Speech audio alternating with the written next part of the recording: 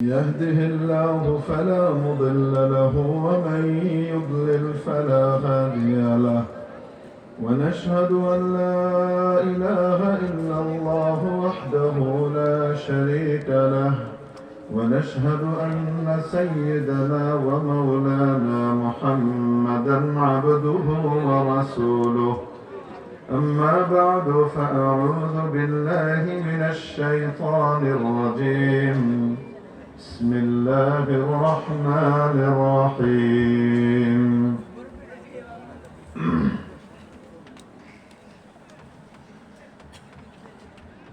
والذين يقولون ربنا اصرف عنا عذاب جهنم إن عذابها كان غراما إنها ساءت مستقرا ومقاما والذين إذا أنفقوا لم يسرفوا ولم يقتروا وكان بين ذلك قواما والذين لا يدعون مع الله إلها آخر ولا يقتلون النفس التي حرم الله إلا بالحق ولا يزنون ومن يفعل ذلك يلقى أثاما يضاعف له العذاب يوم القيامة ويخلد فيه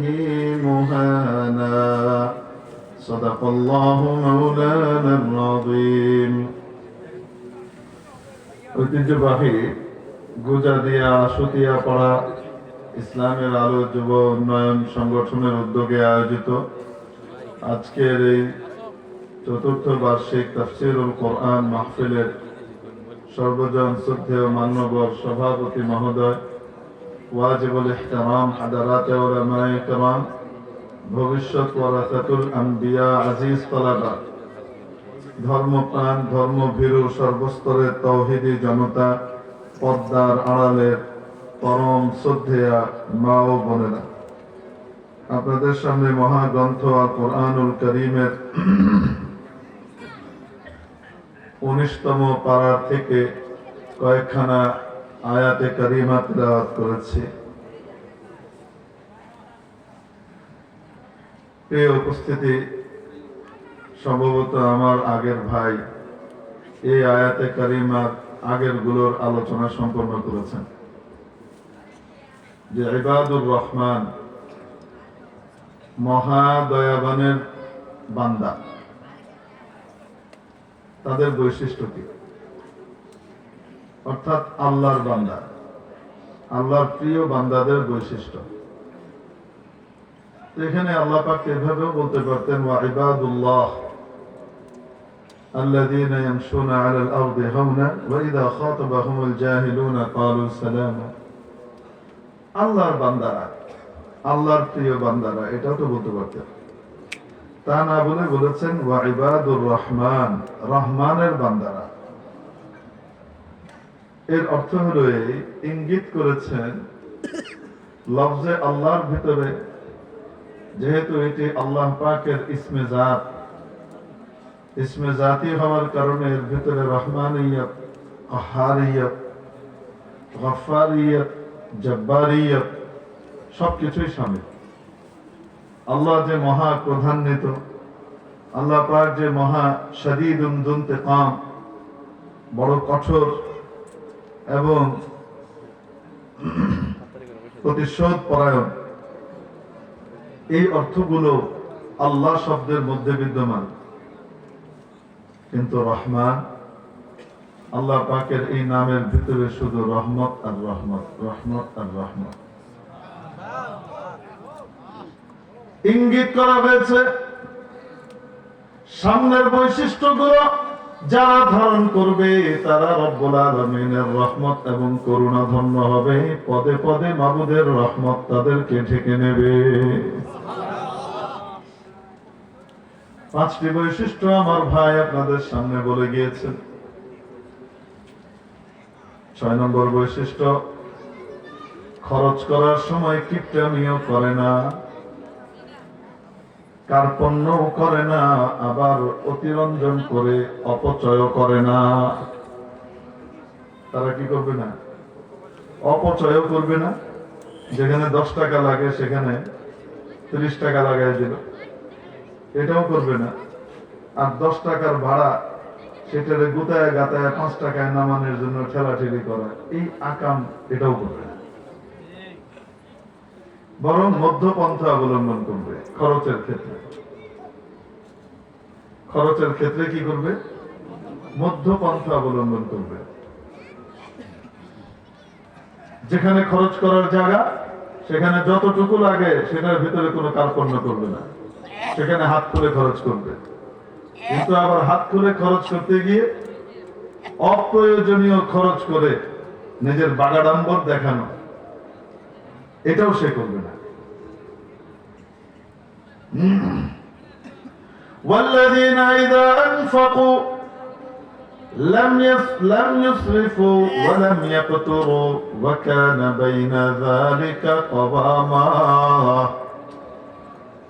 এরা সে সকল ব্যক্তি যারা যখন খরচ করে, যখন ব্যয় করে, অপব্যয় তো করে না, অপচয় করে না। কারণ অপচয় করা এটাও আল্লাহর কাছে বড় অপ্রিয় একটা কাজ।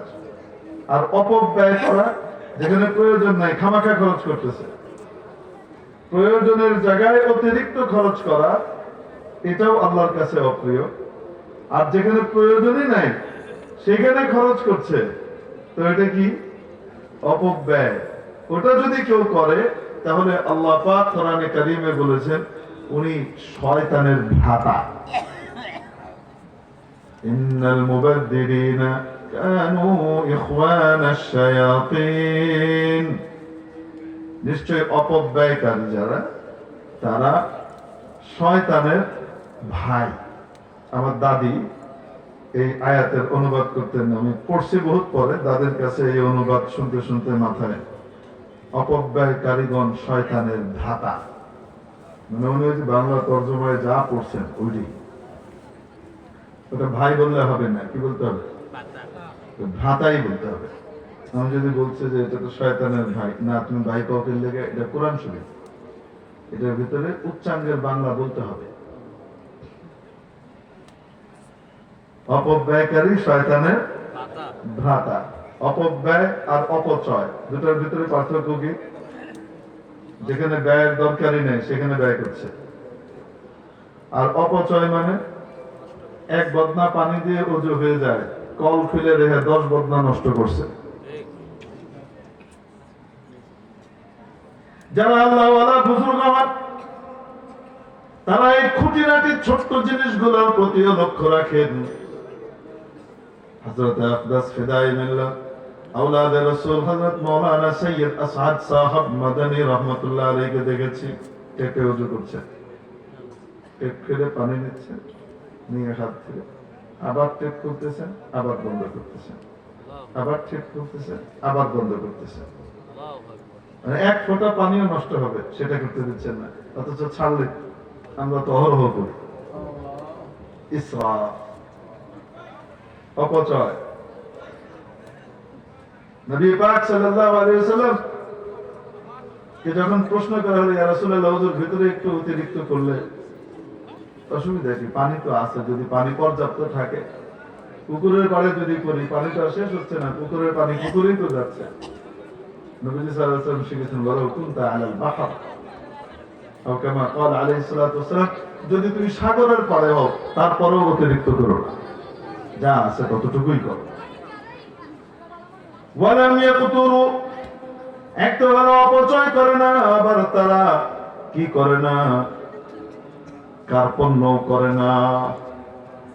যা দরকার হয় তার চেয়ে কম করে কাস্টামি করা, এটাও করে না। কারণ যারা কার্পণ্য করে তারা আল্লাহর কাছ থেকেও দূরে সরে যায়, বান্দার কাছ থেকেও দূরে সরে যায়, জান্নাত থেকেও দূরে সরে যায়, জাহান্নামের কাছে চলে যায়। ওয়াল বাখিলু বাঈদুম মিনাল্লাহ, নবীজি বলেন বখিল এবং কৃপণ ব্যক্তি আল্লাহর কাছ থেকেও দূরে হয়, বাঈদুম মিনান নাস, জনগণ থেকেও মানুষের কাছ থেকেও দূরে থাকে। বাঈদুম মিনাল জান্নাহ, জান্নাত থেকেও দূরে সরে যায়। কারীবুম মিনান নার, জাহান্নামের কাছাকাছি চলে যায়। কৃপণতা ঈমানদারের সিফত না। ঈমানদার কার্পণ্যও করে না, আবার কি করে না, প্রয়োজন যতটুকু তার চাইতে অনেক বেশি করে ঠাট দেখানো, বাবা নেওয়া, এগুলোও করে না। যতটুকু দরকার অতটুকুই করে। তো হুজুর তাহলে খানা খাওয়া দরকার, হোটেলে খানা খাইলাম, খানা খেয়ে চলে আসার সময় যা বিল হইলো তাই দিব, ওয়েটারকে কি বকশিশ দেওয়া ঠিক? ওটা কি অপচয় হবে না? জি না, ওটা অপচয় হবে না। যে আপনার খেদমত করেছে সেই লোকটাকে আপনি খুশি করে দেওয়া, এটা অপচয় তো নয়, বরং আখলাকের পরিচয়, রাসূল সাল্লাল্লাহু আলাইহি সাল্লামের সুন্নাহর অংশ। সাধ্যমতো আপনি তাকেও কিছু কি দিবেন, হাদিয়া দিবেন। আর যদি সাধ্য না থাকে দিবেন না, না দিলে কোনো গুনাহ হবে না, কিন্তু ওইটা দিলে অপচয় হবে না। বুঝতে পেরেছি? ভাড়া হলো 10 টাকা, রিক্সাওয়ালার সাথে গোতাগাতি করতেছে, আসলে ভাড়া 10 টাকা, সে গোতাগাতি করে কি করতেছে 5 টাকা 5 টাকা। এরকম যদি করে না, তাহলে কি হবে জানেন? রিক্সাওয়ালা ভবিষ্যতে আপনাকে দেখার সাথে সাথে সে খালি রিক্সা নিয়ে দূর ফেলে আরেকদিকে দূর মারবে। আপনি ডাকবেন, সাইজ বেফা আসম, সে শুনবেন। আপনারা কি করেন, বয়রা হাটকালা না বদির কোনটা কোন? হ্যাঁ, হাটকাল কি কোন? হাটকাল কোন? এই হাটকালার মতো আচরণ, ঘাটকালের মতো আচরণ করবে, সে শুনে নাই। কেলে গিয়া প্রধান এবারের কাছে গেলই, এবারে ইয়া করো তো আল্লাহ কান বাঈদুম মিনান নাস, বখিল কার্পণ্যকারী, প্রয়োজনের চেয়ে কম খরচকারী, সে মানুষ থেকে দূরে। এই বকিল কোন স্কুলে গেল, হেডমাস্টার তারা ঠিক মতো তাকাইতে যাবে না, যত সম্মানের। এই বকিল কোন মাদ্রাসায় গেল, হুজুরের মন চাইলো চা খাওয়াইতে মন চাইল, এ বকিলের না খাওয়াই একটা চকি ভালো মানুষের খাওয়ায়। এ বকিলা কোনোদিন কোন ছাত্রের 2টা টাকা দিত না যে বাচ্চা তুমি খেয়াল, তুমি একটু মেরে খেয়ে, তাহলে গেলে খাওয়াইতাম, বাচ্চারই খাওয়াই। বুঝলেন? এমন না, বখিলের চেব্বা শাহাদাত তাওয়াঙ্গার বমাল, বখিলের চেব্বা শাহাদাত তাওয়াঙ্গার বমাল, বখারি চুমুফলিস খরাত গোশে মাল, সাবি খায়। তো বখিলা এটা যত ধনী হোক না কেন, ফকিরের মতো কানমলা খায়। মানুষ সামনে হয়তো কানমলা দেয় না, কিন্তু মনে মনে কানমলা দেয়, তো কানমলা দিতে ছিঁড়ে দিতে আছে। বখিলার বাওয়াদ সাহেদে বর্র বাহর, বখিলার বাওয়াদ সাহেদে বহর বর, বেহেশতি নবাশাদ বহুকমে খবর। শেখ সাদি রহমতুল্লাহ আলাইহি নবীজি সাল্লাল্লাহু আলাইহি ওয়াসাল্লামের হাদিস বর্ণনা করছেন, হাদিসটাকে কাব্যের আকারে নিয়ে এসেছেন। কোন বখিল ব্যক্তি যদি গোটা দুনিয়ার মধ্যে সবচেয়ে বড় বুজুর্গ হয়ে যায়, যত বুজুর্গই হোক না কেন, শোক এবং বখল থাকার কারণে জাহান্নাম ঘুরে তারপরে জান্নাতে যাওয়া লাগবে, সোজা জান্নাতে যাবে। বখিলার বাওয়াদ জাহিদে বারবার, বেহেশতি নবাশাদ বহুকমে খবর। আল্লাহ পাক গরিকে রহমত করে, নেক হায়াত দারাজ করেন আমাদের সে সমস্ত আসাতিজায়ে কেরামকে, যারা এই সমস্ত আনমোল মতির কিতাবগুলাকে আমাদের দাখিলে নিসাব রাখছিলেন এবং আমাদেরকে মুখস্থ করেছিলেন। ওই সময় বোঝার মতো ক্ষমতা হয় নাই, মর্মগুলা বোঝার ক্ষমতা হয় নাই, কিন্তু এক একটা নসিহত মালা সারা জীবনের জন্য বহুত বড় পাথেয় হিসেবে কাজ করছে। এই যে মানুষ মাঝে মাঝে বলে ফার্সি কেন পড়তে হবে? সব তো আরবিতে আছে, উভয় আছে তো, কে বলেছে না? ফার্সি ভাষা শেখার জন্য ওইটা করতে হবে, কালিমা কেন করতে হবে, পাঞ্জামা কেন করতে হবে, বরিস্তা কেন করতে হবে, বস্তা কেন করতে হবে?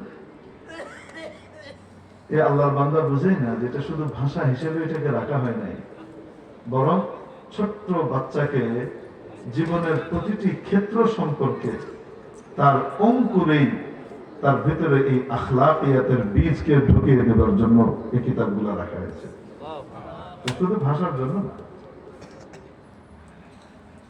আল্লাহ পাক আমাদের ইঁচড়ে পাকা নেশাওয়ালাদেরকে এই বিষয়গুলো একটু গভীরভাবে চিন্তা করবার এবং বুঝবার তৌফিক দান করে। আমি এই জন্য ইঁচড়ে পাকা নেশাওয়ালা বলি, কিছু মনে করেন। আমাদের আকাবিরিন বুঝে নাই, আমরা খুব বুঝে গেছি। আকাবিরিনের কোন জিনিসের ভিতরে তাবদীল তারমিম আনার আগে গভীর সোহবত উঠাইতে হবে এবং সোহবত উঠাই তাদের কাছ থেকে এটার গভীরতা পর্যন্ত যেতে হবে। শুধু কি ভাষার জন্যই দেওয়া, নাকি এর ভিতরে আরো কিছু আছে? যদি আরো কিছু থাকে তাহলে এই কায়েম মাকাম ওই জিনিসগুলা এই ক্লাসের ভিতরে আনা দরকার, সেগুলা আনা হয়েছে কিনা। আখলাকিয়াতের এই বিশাল শিক্ষাগুলো রাষ্ট্রবিজ্ঞানের গুরুত্বপূর্ণ বিষয়, হিকমত এবং জীবনের চলার পথে বিভিন্ন গুরুত্বপূর্ণ বিষয়গুলো, এই সমস্ত ঘটনাবলীগুলো, আকাবেরিন এবং আল্লাহ ওয়ালাদের এই সমস্ত কাসাসগুলো ঠিকমতো আমার বাচ্চাদের সামনে আমি প্রতিস্থাপন করেছে কিনা। ওটা তো বাদ দিয়েছে, কিন্তু ওটা বাদ দিয়ে ওটার জায়গায় ওই মর্মগুলাকে আমি অন্য কোনো ভাষাতে, আরবিতে বা অন্য জায়গাতে ওগুলাকে এনেছি কিনা, তা না করে শুধুমাত্র ভাষার কথা বলে ঝেঁটিয়ে এগুলোকে বের করে দেওয়া বাচ্চাদেরকে ভবিষ্যতে বেয়াদব বানানোর নামান্তর মাথায় দেখি। আজকালকার বাচ্চাদেরকে যে বলে অনেক সময় আদব কমে গেছে, আমাদের যুগে অনেক আদব ছিল, তো কমবে না। আদবের জিনিসগুলো তুমি ঝেঁটাই বের করছো, ফার্সির নাম দিয়ে, উর্দুর নাম দিয়ে, নাম দিয়ে, ওই নাম দিয়ে তুমি ঝেঁটিয়ে বের করে দিছো। তুমি যদি আদবের ওই বিষয়গুলো বাচ্চাদেরকে ছোটবেলায় ওইভাবে পড়ার মতো ওগুলো রাখতা, বা কমপক্ষে তার বদিল এখানে এনে দিতা, তাহলে তোমার বাচ্চা, সেই বাচ্চা তো ওরকমই, যে রঙে তোমার ওস্তাদ তোমাকে রঙিন করেছে, তুমি যদি সেই রংটাই বাচ্চাটার ভিতরে দিতে, এই বাচ্চাটাও সেই রঙেই রঙিন হবে। এটা কোনোদিন হবে না যে উম্মতের ভেতর থেকে আল্লাহ পাক কোরআনে কারীমকে বাস্তবায়ন করবার সালাহিয়তকে উঠিয়ে নিতেন। যদি উঠিয়ে নিতেন তাহলে তাকলিফ ও মালা ইউতাক লাজিম আসবে। আল্লাহ এই সালাহিয়ত ইস্তিতাআত দিয়ে রেখেছেন। এজন্য হযরত শাহ আল্লামা ইব্রাহিম বালিয়াবি রহমতুল্লাহ আলাইহি ওনাকে আল্লামা বলা হতো। এখন তো আল্লামা ওই ওয়াজ করলেই আল্লামা লেগে যায়। মানে কেউ যদি একটু ওয়াজ করে না, তো তাইলে তার নামের আগে কি লেগে গেছে? আল্লামা লেগে গেছে। বাংলা আল্লামা, অসুবিধা নাই, বিল হামজ লা বিল আইন, বিল মানাল হাকিকি। দেওবন্দের ভিতরে অনেকে ইমামুল মাকুলাত ওয়াল মানকুলাত বলা হতো। তিরমিজি শরীফ পড়াইতেন এবং মাকুলাতের সমস্ত কিতাব পড়াইতেন। আমাদের সকলের সনদ হযরত আল্লামা ইব্রাহিম বালিয়াবি রহমতুল্লাহ আলাইহি হয়ে তারপরে শেখুল হিন্দের কাছে যায় তিরমিজি শরীফের সনদ। বাংলাদেশে যারাই আছে মোটামুটি, আল্লামা ইব্রাহিম বালিয়াবি রহমতুল্লাহ আলাইহি বলতেন, ভালো ছাত্র হইতে হলে, একজন মানুষ ভালো আলেম হইতে হলে তিনটা জিনিস লাগে। কয়টা জিনিস ভালো হওয়া লাগে? উনি বলতেন তিনটা জিনিস ভালো হওয়া লাগে। ছাত্র ভালো হওয়া লাগে, ওস্তাদ ভালো হওয়া লাগে, নেশাব ভালো হওয়া লাগে। ছাত্র ভালো হওয়া লাগে, ওস্তাদ ভালো হওয়া লাগে, কি ভালো হওয়া লাগে? নেশাব, কারিকুলামটা ভালো হতে হয়। ছাত্র ভালো, ওস্তাদও ভালো, কারিকুলাম গড়বড় মার্কা, এক নম্বর মাল পয়দা হবে না, প্রোডাক্ট এক নম্বর হবে না। ওস্তাদ খুব ভালো, ছাত্র ঘোড়ার ডিম, নেশাবও খুব ভালো, হবে না, ভালো আলেম হবে না। হবে মোটামুটি, সাল্লা গায়ে বা ট্যান করে মোটামুটি খড়া খেতে পারবে। আর কিছুদিন পর পর বলবে 12 বছর মাদ্রাসায় পড়ি, আমি যা পাইনি এই 3 চিলে লাগিয়ে তা পেয়ে গেছি। সুবহানাল্লাহ।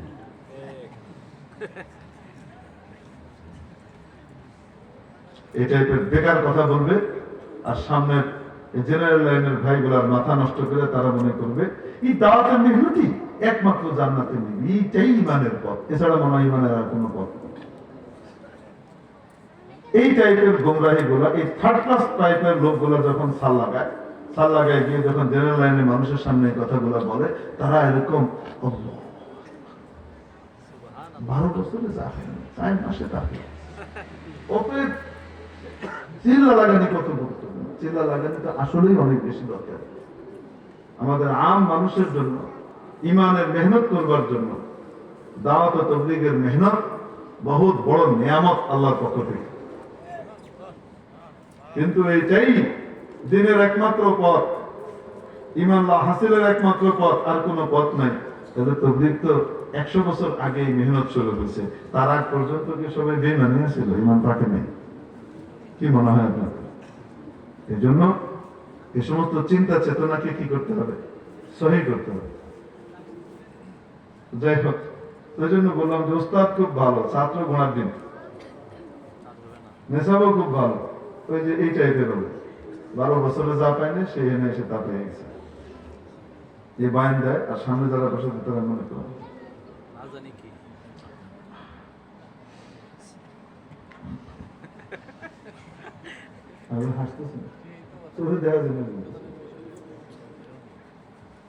আল্লাহ নেক বান্দা তুমি পাও নাই, তাই বলে তুমি গোটা আলেম সমাজের কান্দে এটা চাপাই দেবে কেন? তুমি তোমার ওস্তাদের কাছ থেকে সহবত নাও নাই ঠিক মতো,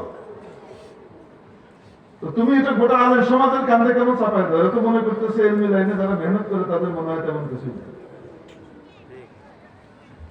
আল্লাহ পাক আমাদেরকে এই সমস্ত প্রান্তিক কথাবার্তা বলবার থেকে হেফাজত করেন। আমি কয়টা জিনিস ভালো ভালো লাগে বলছি না? 3টা জিনিস, সেটা আল্লামা ইব্রাহিম বালিয়াবি রহমতুল্লাহ আলাইহির কথা।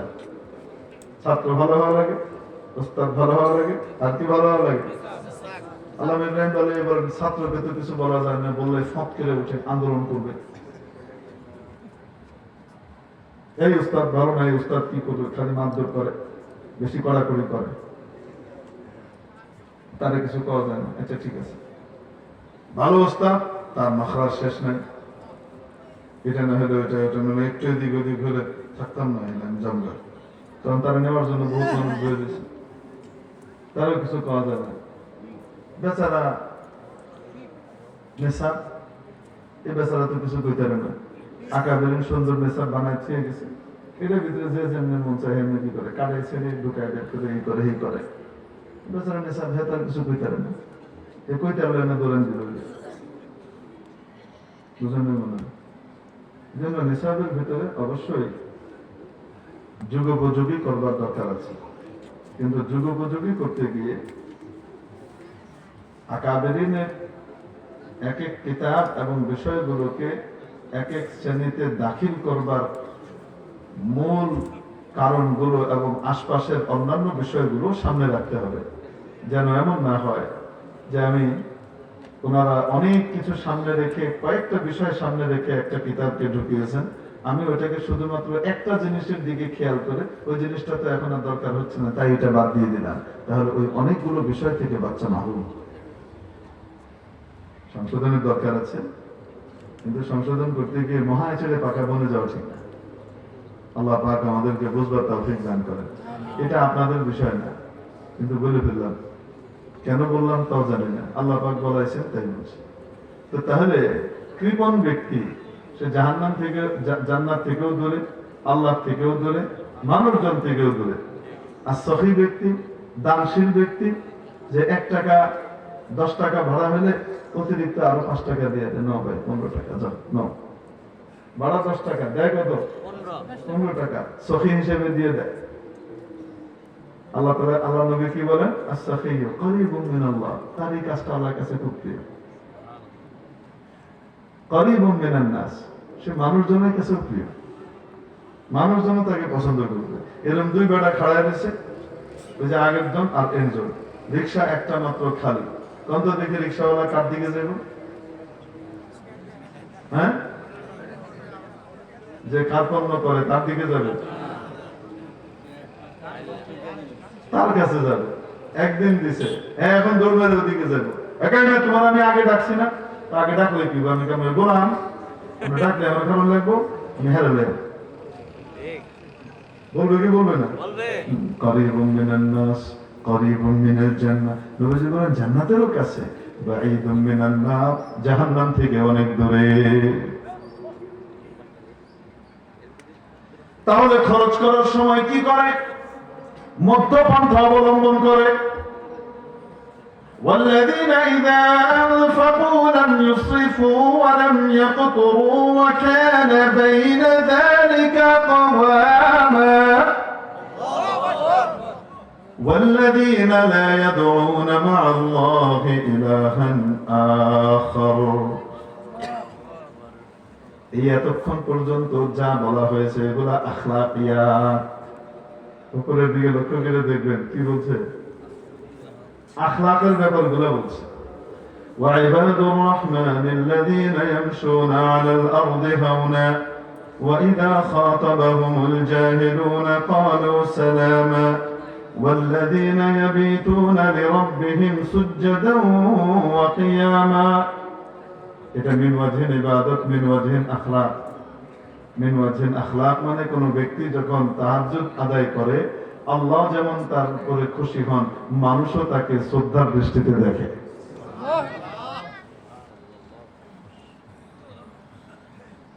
আল্লাহু আকবার। এজন্য উপরেগুলোর ভিতরে অধিকাংশ আখলাকিয়াতের ভিতরে বলা হয়েছে। তারপরে মূল আকীদার দিকে আসছে, والذين لا يدعون مع الله إلها آخر, যারা আল্লাহর সাথে আর কাউকে শরীক করে না, আল্লাহর ইবাদত করে, আল্লাহর ইবাদতের ভিতরে আর কাউকে ঢুকায় না। শিরিক করে না। শিরিক দুই রকম, শিরকে জালি, শিরকে খাফি। প্রকাশ্য শিরিক, গোপন শিরিক।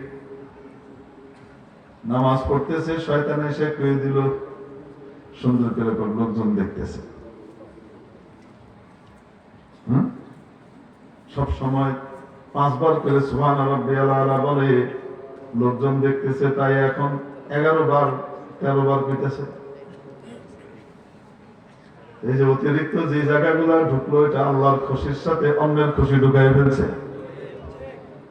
এটা থেকেও বাঁচার চেষ্টা করবো তো।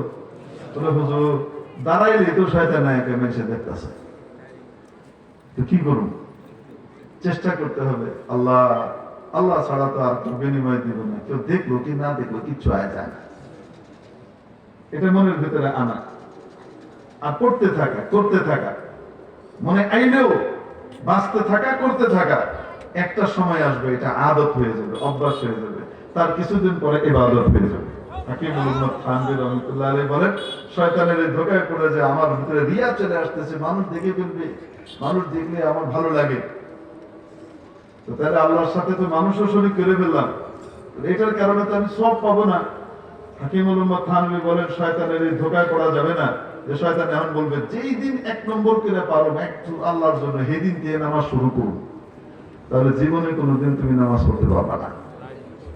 তুমি মনে করো একজন ছোট বাচ্চা, তুমি এই লাইনে তুমি একটা ছোট বাচ্চা, ইবাদত যখন শুরু করবা তখন তুমি একদম নিপুণ ভাবে করতে পারবা না। এটার ভিতরে শয়তান ঢুকে পড়বে, এরে ঢুকাবে, ওরে ঢুকাবে। চেষ্টা করতে হবে ওই বাচ্চার মতো, যে বাচ্চা মাত্র নতুন হাঁটা শিখছে, ওইটা খাড়ায় একটুখানি 1-2 কদম ঠুস করে বেড়ে যায়, কিন্তু সে কি পড়েই থাকতে চায় না, উঠে দাঁড়াইতে চায় না, আমি আবার হাঁটবো। আস্তে আস্তে হাঁটতে থাকে, কিছুদিন পরে হাঁটাটা তার অভ্যাস হয়ে যায়। তারপরে এই হাঁটাটার ভিতরে তার পারদর্শিতা চলে আসে। এরপরে সে যেভাবে ইচ্ছা সেভাবে হাঁটতে পারে, এভাবে ঘুরতে পারে, ওভাবে ঘুরতে পারে, দৌড়াইতে পারে। এখন যদি কেউ বলে আমি যেই দিন এরকম যেদিকে সেদিকে ইচ্ছা সেদিকে দৌড় দিয়ে চলতে পারবো, থামতে পারবো, দৌড়াইতে পারবো, সব রকমের দৌড় পারবো, সেই দিন থেকে আমি হাঁটা শুরু করবো। আমি এই উষ্টা খেয়ে খেয়ে আডা আমি হাঁটতাম না। কোন জীবনে হাঁটতে পারবো? কি হবে? আরে আজীবন গুলো হয়ে থাকবো। ভুল বললাম না ঠিক বললাম? যেন নামাজের ভিতরে শয়তান ধোঁকা দেবে, ইবাদতের ভিতরে শয়তান ধোঁকা দেবে। চেষ্টা করতে হবে শয়তান কে বুঝ দিতে হবে, হায়রে নফস যাদের কথা চিন্তা করতেছো এরা তোমার চাইরান আরো লাভ দিতে পারবে না। ইবাদতের বিনিময় তো কে দিবে? তোমার সন্তুষ্টির জন্য করো, শয়তানকে দিন থেকে বের করো। চেষ্টা করতে করতে একটা পর্যায়ে এমন হবে শয়তান আর কাছেই আসতে চাইবে না। সাথে জানবে এর সময় নষ্ট করে লাভ নেই, আরেকটা ফাঁসে একটু কাম লাগে, এটার জন্য লাভ। والذين لا يدعون مع الله إلها آخر ولا يقتلون النفس التي حرم الله إلا بالحق ولا يزنون। অবৈধভাবে কাউকে হত্যা করে না, শরীয়তের অনুমোদন ছাড়া কাউকে সে হত্যা করে না। কারণ শরীয়তের অনুমোদন ছাড়া যদি কেউ কাউকে হত্যা করে সে একজনকে হত্যা করে নাই। রব্বুল আলামিন বলেন যেন গোটা মানব জাতিকে হত্যা করেছে। ومن قتل نفسا بغير نفس أو فساد في الأرض فكأنما قتل الناس جميعا। আর যদি কোনো ব্যক্তিকে হত্যা করার মতো পরিবেশ তৈরি হয়ে গেছে কিন্তু অন্যায় আল্লাহ নারাজ হবেন তাই সে করে নাই, অথবা কেউ একজন নিরপরাধ মানুষকে হত্যা করতেছে সে বাঁচানোর জন্য ধাবিত হয়ে হত্যার হাত থেকে তাকে বাঁচালো। রব্বুল আলামিন বলেন ওয়ামান আহইয়াহা, যে ব্যক্তি একটা প্রাণ বাঁচালো, একজন নিরপরাধ মানুষকে বাঁচালো, সে একজনকে বাঁচায়নি ফাকান্নামা আহইয়ান নাসা জামিআ, যেন গোটা মানব জাতিকে সে বাঁচিয়েছে। এই সওয়াব সে পায়। আর কতল যদি কেউ করে, হত্যা যদি কেউ করে, এটা এত বড় ভয়ঙ্কর অপরাধ। আল্লাহ পাক কোরআনে কারীমের মধ্যে তার জন্য 5টা শাস্তির কথা বলছেন, তারপরে আল্লাহ ঠান্ডা হচ্ছেন না, আল্লাহ এত নারাজ হন। ওয়ামান কাতালা মুমিনান মুতাআম্মিদা, ইচ্ছাকৃতভাবে যদি কেউ কোন ঈমানদারকে হত্যা করে, ফাজাযাউহু জাহান্নাম, 1 নম্বর মাবুদ বলেন তার বিনিময় জাহান্নাম, সোজা জাহান্নামে যাওয়া লাগবে, যত ইবাদত থাক আগে জাহান্নাম। খালিদান ফিহা, চিরকাল থাকবে, মানে এত দীর্ঘ সময় থাকবে যেন এটা চিরকালের মতো। ওয়া গাদিবাল্লাহু আলাইহি, আল্লাহ তার উপরে কঠিন রুষ্ট হবেন। ওয়া লা'নাহু, অভিশাপ দিবেন। ওয়া আ'আদ্দা লাহু আযাবান আযীমা, তার জন্য বিশাল সাজার ব্যবস্থা করে রেখেছেন। তো যারা রহমানের প্রিয় বান্দা হবে তারা অন্যায়ভাবে কাউকে হত্যা করবে না। ওয়ালা ইয়াজনুন, তারা ব্যভিচারও করে না, জিনাও করবে না। হাজার সুযোগ পেলেও সে এই পথে পা বাড়াবে না। বিশ্বাস করবে যারা জিনা করে কিয়ামতের দিন তাদের ওই গোপনাঙ্গ থেকে এত দুর্গন্ধ বের হবে, তাদের এই দুর্গন্ধের কারণে জাহান্নামবাসীও অতিষ্ঠ হয়ে যাবে, এত দুর্গন্ধ বের হবে।